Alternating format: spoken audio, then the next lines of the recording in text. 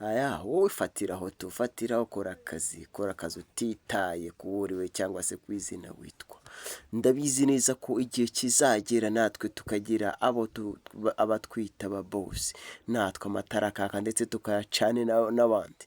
Nzi neza ko ubu buzima turimo hari igihe buzahinduka, hari igihe buzahinduka, wa wundi ukubona nk'incakarafu akakubona nk'ikitari cyo, akakubona nk'icyo ntazi. Umunsi umwe nzi ko nawe kora ukore cyane, kuko inzara iryana kurusha umurimo. Wowe kora cyane kugeza ubwo wumva uburibwe, kuko nshuti yanjye haryana ubukene kurusha cyane. Kora ku buryo na Dawidi yaravuze ngo udakora ntakarye, uko niko Bibiliya ivuga. Imana ibwira Adamu ngo gututubikana ko mu rutwe rwawe, mu ruhanga rwawe, aho ngo niho hazava umutsima. Kora muhungu wanjye, kora kabisa, ndagushyigikiye. Injira munsi urebe ikiri kubura, urebe ikitagenda, maze turebe duhangane nabo batwita incakarafu, duhangane nabo batwita amapunda, duhangane nabo batwita amaayiro, duhangane nabo, abo bose duhangane nabo. Twe guhangana ku buryo bw'amaboko, ahubwo duhangane mu bikorwa, duhangane mu bikorwa. My friend, icyo nicyo bita umurimo.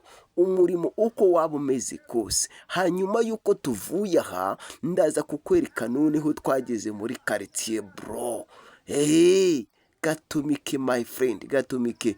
Iki nicyo cyatuzanye hano, iki nicyo gituma tutaryama, iki nicyo gituma gatumike kabisa. Icyo nicyo bita umukozi ku murimo. Ku itariki ya mbere ukwezi kwa gatanu twizihiza umunsi w'umurimo.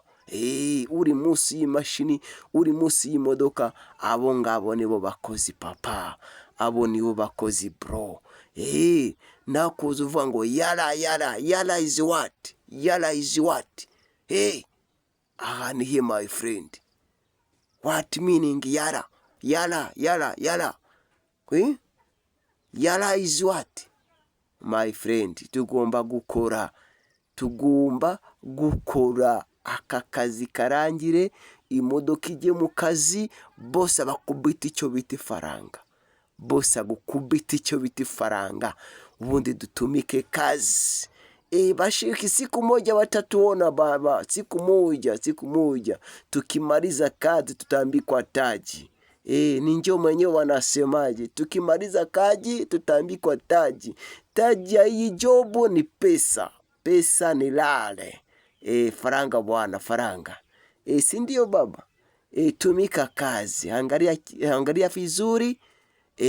Fanya kazi bro, fanya kazi, lakini tuombe Mungu. Tuombe Mungu atupe nguvu, lakini atembeye na yeye. Uhamagara Imana iduhe imbaraga, hanyuma igendane natwe bro. Tumika kazi bro, tumika kazi sasa.